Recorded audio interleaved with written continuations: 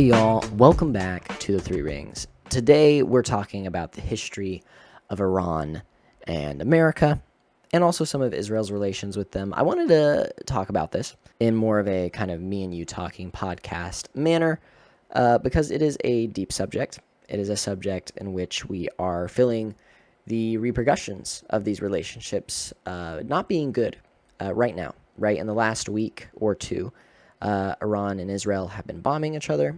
America joined the fray by bombing nuclear facilities.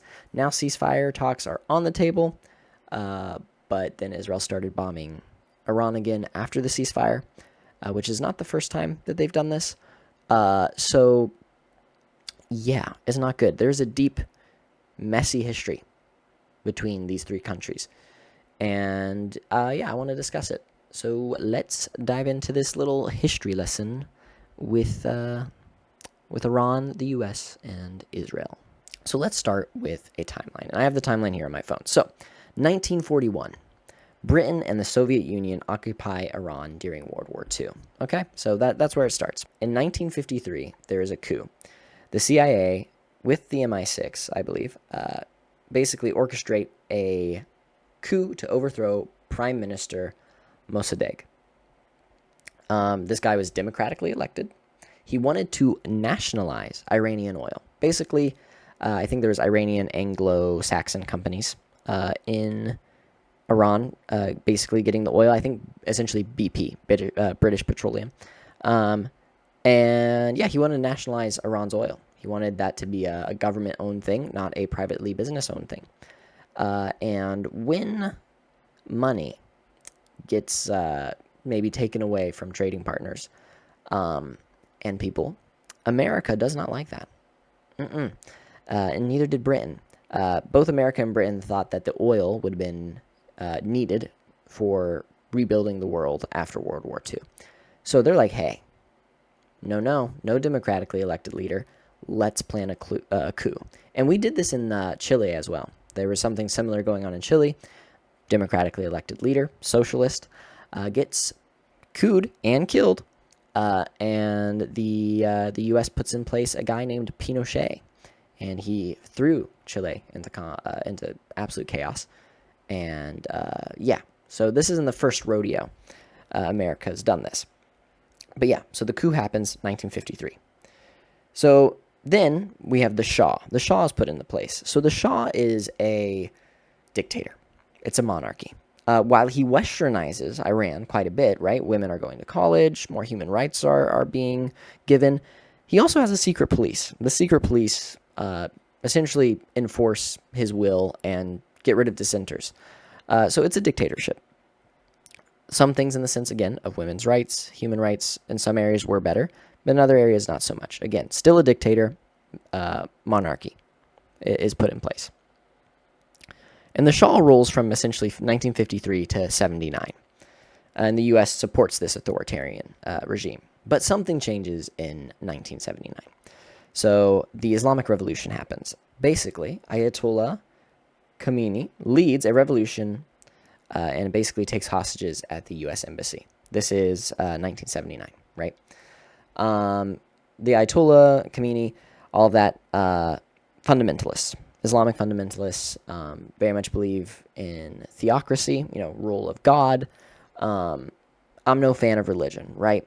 And so this is where with any country, whether it's America, whether it's Iran, whether it's Iraq, whatever, Israel, all of them, any country that puts religion far too forward and uses religion as a way to say, hey, we can justify killing other people using religion. Same with birthright, right? Israel uses its birthright to essentially displace people, saying, oh, well, we belong here. Those things, I think, are bad things to do. I do not like them. I think they are despicable ways in which to act as a country.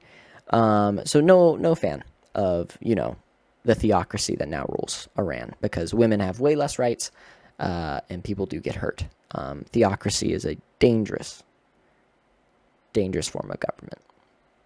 But basically, that's what happens. And that is America's fault. We set the powder cake for that. We put those blocks in motion because we put in a dictator. We got rid of their democratically elected leaders. because we were going to be out of oil and money. Crazy. So 1980 to 1988, the U.S. backs Iraq during an 8-year conflict. And in this 8-year conflict, I believe Iraq uses some chemical weaponry, and America didn't really condemn them as much as they should have on that, because I believe chemical warfare is illegal, according to international law, but no one likes to follow international law. Or any laws, apparently. I mean, right now, here in America, our own president is essentially pushing every boundary of the Constitution he can. And it seems like a lot of world leaders like to do this, which is upsetting, because some of these people are the same people that say, rule of law, we need to follow the rules. Then they never follow them themselves. So hypocrisy at the highest scale. Now we're going to jump to 2015. Which is Iran agrees to set limits on its nuclear program and in return for some sanctions to be released on the country. So we put sanctions on them before. This hurts the citizens a lot, right? Sanctions hurt trade, they hurt the economy, and it hurts the government as well, but it hurts the citizens, right? Sanctions, when you're putting sanctions on a whole country, it's going to hurt everybody, and so that's no good. So we broker a deal with them, with, I think, Obama's president. Yep, it's 2015, so Obama's president. Again, so that deal's brokered pretty peacefully. It was democratic. Or not democratic, but diplomatic. That happens. That's awesome. Yay, us. Good job, guys. And then some other stuff happens in Iran. So Mahsa Amini in 2020 is killed by the morality police there. This was a 20-year-old girl, I believe, or 21 years old, very young. And she got killed because she was not wearing her head covering. And essentially, the morality police just killed her. Absolutely wrong, right? This is the bad side of theocracies. This is why religion and government should be separate, right? This is why when America gets the whole separation of church and state right, it is right. And we're kind of running that issue here.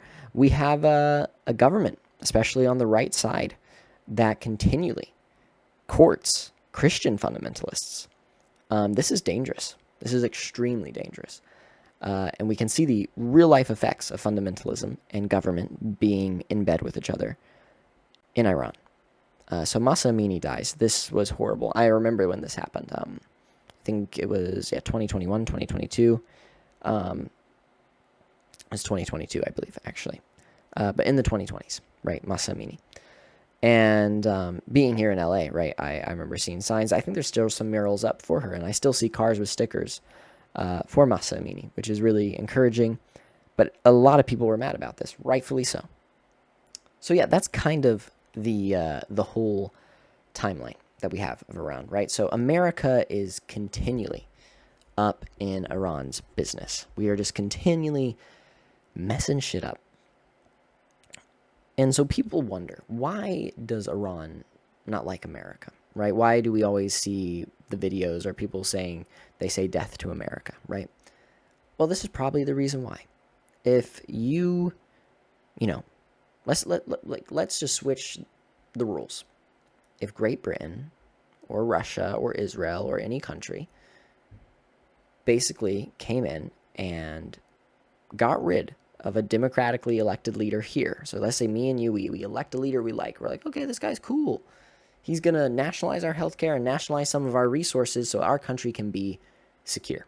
Okay, cool. Love that. No one else loves that. So Great Britain's like, let's plan a coup, and so is Russia. And they work together, and they get rid of our president, either by killing him or overthrowing him, doing something. That coup is successful. And they put someone else in place who's a dictator. And maybe some things aren't too bad, but then others are, right? You dissent against the government, you maybe lose your free speech, and you can't speak your mind, and you get thrown in jail by the secret police. Okay, yeah, that would suck. I wouldn't be happy. And that's what happened in Iran. So if that happened here, how unhappy would you be? Like, literally, democratically elected leader gets elected, and then they get taken out. And then a dictator gets put in place, someone you don't like, someone you're like, oh, damn, this is putting us back. We did not choose this guy. This guy's a dictator. It's a monarchy. It's literally a kingship. Yeah, I wouldn't be happy, right? And when people aren't happy, people go to extremes. The Islamic fundamentalists, essentially, were the avenue in which to take over the government. They were upset. Things were happening. And they did it, right? That could easily happen here, right? Thankfully, that hasn't happened. But, like, if that did happen here, I don't think we would be happy about it. I would be pretty angry, and I'd be like, you know what? I don't like Great Britain. They suck. They literally got rid of my democratically elected leader. Maybe I'm going to side with these fundamentalists. Maybe I'm going to give them my support because they're offering a new way forward. And now that new way forward might not be as good, right? Because fundamentalists, at least when it comes to religion, obviously are going to enforce their religion really seriously. And that generally means someone is going to suffer. And it's generally women, which absolutely sucks, right? And that's one of the biggest reasons I hate religion. Most religions oppress women. They usually oppress women and they give men power. All religions are dumb, in my opinion. Regardless, if that happened here, we wouldn't be happy. So I understand the Iranian feelings from at least the government or some of the people in power when they're like, we fucking hate America. Yeah, I get it.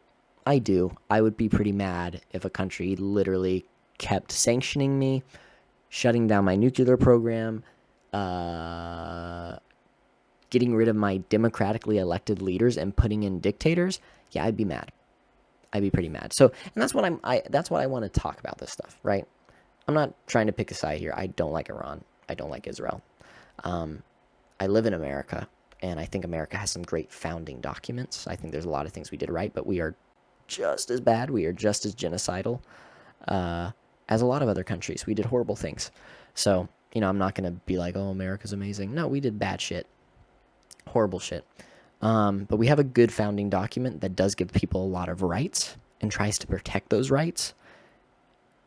And we need to do better at actually doing what our founding document said. I've been going through the amendments personally right now and doing a short series on YouTube or on TikTok about them. And it's like, holy shit, this stuff was pretty damn foundational and really good for like the fucking 1800s and 1700s. Like, holy shit, good job, founding fathers. But we've done a lot of bad shit between that time, right? The genociding of Native Americans, using nuclear weaponry on Japan. We didn't need to do that. That was wrong. We've done a lot of very bad and questionable things as a country, including destabilizing the Middle East and then getting mad at them for being mad at us. It's a problem we created. We've created the problem in the Middle East. I am starting to believe that. I really, when you look at the history, it's like, holy shit, why were we messing with their government so much? And the reason was money. Money and oil. Money and oil has literally been the biggest reason why we've continually been in the Middle East. So yeah, that's what I want you to think about. Is like, if that happened to me in my country, would I be happy? No. And that's what I love about knowledge. That's what I love about history or reading books, is we can gain empathy by just studying the history. We can gain empathy by reading a book on the history. And that's all we need, right? We don't have to agree with these countries fully, but having empathy, right? I can have empathy for anyone who's been through a struggle, any community, any country, right? But we need to understand that, like, let's not continually make the same mistakes, because I have the empathy all day. But it would be nice to be like, wow, okay, like, we did the right thing, instead of being like, holy shit, this sucks. Why is this happening? Oh, it's because we toppled a government in the 1970s and 50s and 60s. That's why they hate us. Okay, now I understand. Be nice if I didn't have to go through the whole thing altogether, and maybe if we just didn't topple foreign governments with coups. That would be cool. But we did that. So now let's talk about Iran and Israel in America. These relationships get a little more complicated. But yeah, they're not fun. So let's get my notes up. Here we go. So essentially, Iran and Israel didn't always like hate each other. But they've kind of been in kind of a Cold War. So it is easy to forget that Israel and Iran were at once allies. Now, this ally allegiance may have been more political than a moral allegiance, but essentially, they weren't always at each other's throats. When Iran's theocratic regime rejected Israel's rights to exist, called it a Zionist occupying state or regime, Iran began supporting Palestinian groups like Hamas, Islamic Jihad, Sunni, and Hezbollah, and Shia in Lebanon, right? Iran framed itself as the champion of oppressed Muslims and particularly Palestinians. And obviously, the Palestinian cause is one that is very much in the main view right now, and rightfully so, because they are being genocided by Israel. And this is where, like, two wrongs doesn't equal a third wrong. Just because Israel was genocided by Germany does not mean they have the right to genocide Palestinians. And we have to remember that Israel kicked out 700,000 Palestinians when they returned in 1948. They didn't share that land. They kicked them out. And so, yeah, that's not cool. Again, both these countries, Iran, Israel, and the Palestinian people, right? There's very, very tense relationships. But often, and what bothers me from the pro-Israel side of things is the complete victimization of Israel. They are not victims. They came in, they displaced people, and they came in on this whole idea of birthright. And this is the thing I like to bring up.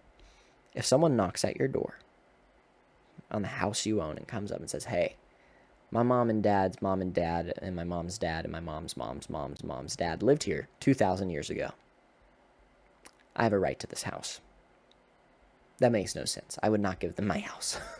And if they kicked me out of my house, So this whole birthright, my family lived here 2,000 years ago. My ancestors lived here 2,000 years ago. No, that's a really stupid reason just to conquer someone's land. So not cool. Not cool on Israel's part that they did that. And obviously that's going to stoke resentment in the Palestinian people. That is going to encourage extremists. And obviously then in Iran, you have a theocratic regime rise up that does not like Israel, and they want to support people that also don't like them. Iran sees Israel as a proxy for Western imperialism, and Israel sees Iran as an existential threat. Both feel justified and both are afraid. And yeah, that sounds about right, right? We have two countries that do not like each other, and continually have hurt each other and have used proxies to hurt each other. What's crazy too, if you look at like biblical history, right? I grew up Christian, right? I have Judeo-Christian beliefs and backgrounds. Basically, all of them come from the Canaanite tribes. All of these people do, right? If you go back to Isaac and Abraham and I want to say it's Ishmael or Jacob. Basically, Abraham has two sons. One's Isaac, the other's, I want to say it's Ishmael, but I might be wrong. It's been a second since I read the Bible. But basically, those two sons, one becomes the children of Israel, the other becomes like the father of like Islam and Muslims. But they're all from the same tribe. They're all from Canaanite ancestry. When you look at all of it, these groups, Palestinians, the Jewish people, Iran, all of that, all from around the same area. So like literally brothers and sisters fighting each other, which is so sad because I'm like my brain's just like, I was taught as a Christian kid, love thy neighbor as thyself, right? So why isn't Israel loving their neighbor? Why isn't Iran loving their neighbor? But like, especially like Israel, right? Because literally I can't say all of Israel because obviously I think the Judaism faith doesn't believe Jesus was the Son of God. But still, we're like, these people are all from the same ancestry. And they all probably originated from Zoroastrianism when it comes to religions.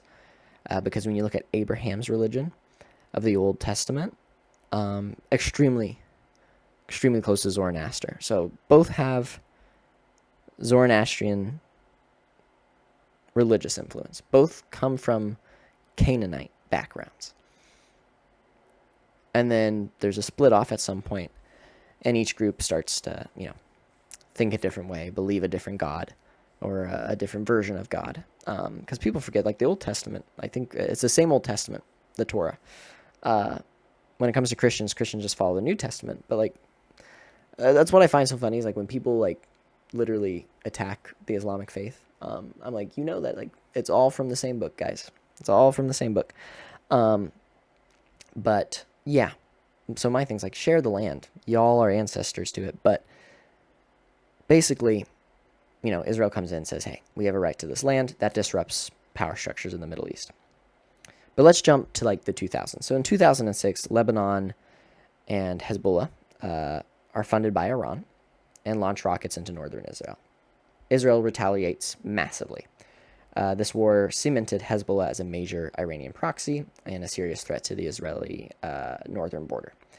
Then, now from the 2000s to the present, Israel views a nuclear-capable Iran as a red line, as a big threat.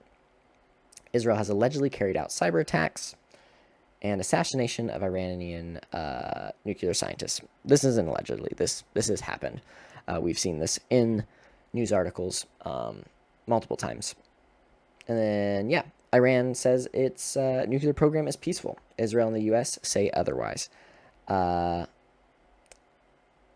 basically, I think a former Israeli prime minister, Ehud Barak, I believe. I hope I'm saying that right. No Israeli leader, left, right, or center, will accept a nuclear Iran. So that's coming from Israel. And then we have Syria from 2011 to present. Iran backs Bashar Assad in Syria, civil war, sending troops and money and militia. Israel has conducted hundreds of airstrikes on Iranian targets in Syria to prevent weapons being transferred to Hezbollah. It's an undeclared shadow war fought nightly in the skies over Syria. And then April 2024, present, we have direct attacks, right? In April 2024, Iran launches drones and missiles directly at Israel after Israel bombed its consulate in Damascus. So Israel attacked first in April 2024 by bombing the consulate. Iran sends a bunch of missiles back. And then this attack, Israel intercepted most of the missiles, right? And then Israel retaliated by sending airstrikes deep into Iran. This marked the first direct state-on-state attacks between the two nations, I think, in a while. So tensions flared again this past week, right? And this is why I'm making this video, in June 2025, for a tit-for-tat attack on border regions and military targets. So these countries do not like each other for many reasons, right? Iran has backed many groups that do not like Israel, Hezbollah, Hamas, and such. And Israel has bombed them a lot. And then also Israel is genociding the Palestinian people. And Iran wants to help them and back them and show their support for them. So it's extremely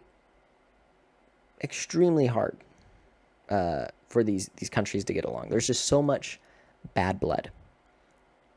And at the heart of it is America messing with Iran's democratic elections back in the 1950s.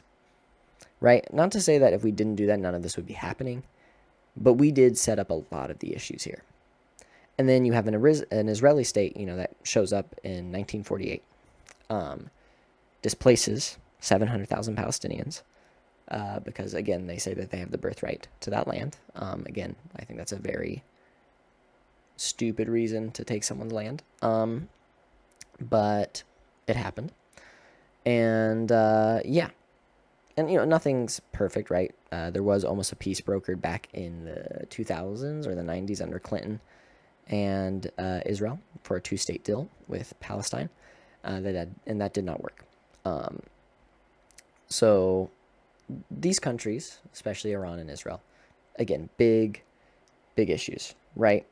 Iran believes that Israel is a Western imperial project. It seeks to be the dominant force in the Muslim world, especially against the U.S.-backed powers, which makes sense because we literally obliterated their democratic government. We messed up their democratically run system.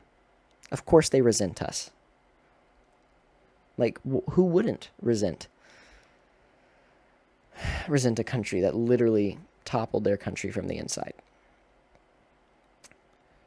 And obviously, Iran uses opposition to Israel to unify the Shia axis, Iran, Syria, Hezbollah, Houthis, etc. And then Israel fears Iran because Iran funds and arms enemies on all of Israel's borders. Israel's missiles can reach all major Iranian missiles can reach all major Israeli cities, right? Like these countries are decently close to each other. And a nuclear Iran could upend regional balance and embolden proxy wars, right? So, these countries have some issues with each other. That's apparent. And I don't know if they're going to get fixed anytime soon, right? There is religious issues, I think, on the Iranian side, but then there's also, I think, issues on the Israeli side, right? With the whole, oh, we have birthright to this land. We're meant to be here.